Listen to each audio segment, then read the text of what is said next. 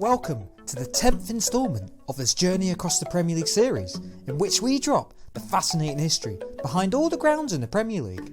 Today, we're in the land of Blue Tack, Walker's Crisps, prawn cocktail the goat flavour in case you're wondering, and a certain footballer who likes to leave it all out on the pitch.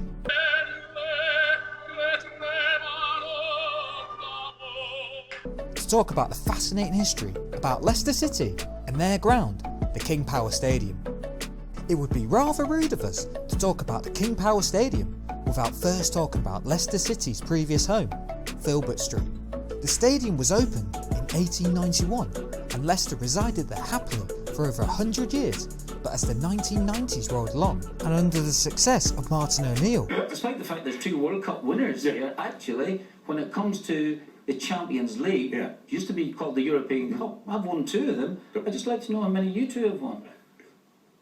More fans wanted to pack into the stadium to watch the mighty Foxes, which at the time had a capacity of 21,500 spectators. But given there was limited space and moving to new stadiums was all the rage at the end of the 90s, the club looked to build a new stadium. So with Leicester's future lying away from Filbert Street, plans were unveiled in November 2000 for a new 32,000-seater stadium at Freeman's Wharf, 300 metres down the road from Filbert Street, with the expectation that the club would move into the stadium by the 2002-2003 season. Work on the stadium began in the summer of 2001, with Filbert Street being closed at the end of the 2002 season and being demolished to become university accommodation for students. We just spent our first semester at college. Our professors opened our eyes. The government is using its corporate ties to make you sell magazines so they can get rich. The stadium was completed in the summer of 2002, with the first football match being a friendly between Atletico Bilbao, with the game ending in a thrilling 1-1 draw. The total cost of the stadium was £37 million, or 1/10 of an Emirates stadium. The ground would take the name of the Walker's Stadium, after a sponsorship agreement with the Crisp Man. However, before that, there was even plans to call it the Walker's Bowl. Get it? Crisp Bowl. But these were rejected, as there was an outcry from the fans that it sounded too American. Come on, man. What are we talking about? Things were looking up for Leicester, who were promoted to the Premier League the following season, but it would all come crashing down when they were booted straight back out of it after the 2003-2004 season. The result of this meant that Leicester had a fair bit of debt on its hands, so they couldn't fully repay the money for their new stadium. So ownership was passed over to none other than the American Academic Retirement Fund, called Teachers, and would only be back under the club's control when the club's new Thai owners, King Power, bought the stadium and the club in 2013. With a new lease of life, the club would experience a magical moment that no one in their right mind would have ever expected to happen.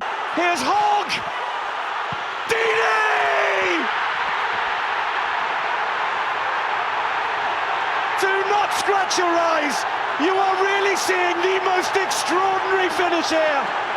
Following the success of the team in the past decade, there are now plans in the pipeline to expand the King Power Stadium, as well as a new hotel and a 6,000-seater entertainment arena directly next to the stadium.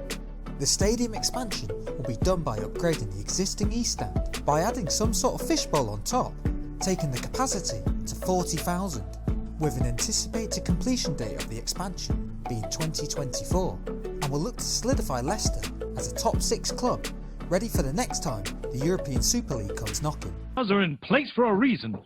Send him back to mama, boy.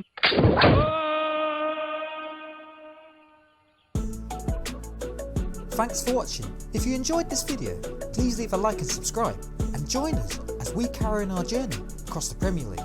Also, feel free to leave a comment if you have any fascinating knowledge about the King Power Stadium that we didn't mention, as we certainly struggled. Next up is that team that is renowned for banging on about their history time after time. How many leagues have you won over the past 10 years? We won. Oh, I'm sorry, you've got an invisible team? No, we don't have an invincible team. Okay, we managed to right. we got more points than your invincible team did, and we lost one game that season. Hold on, you got more points than We got a better points total, we scored more goals. But you went unbeaten?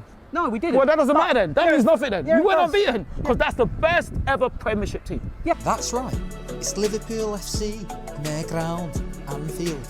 This has been A Civil Conversation, and I will see you in the next video.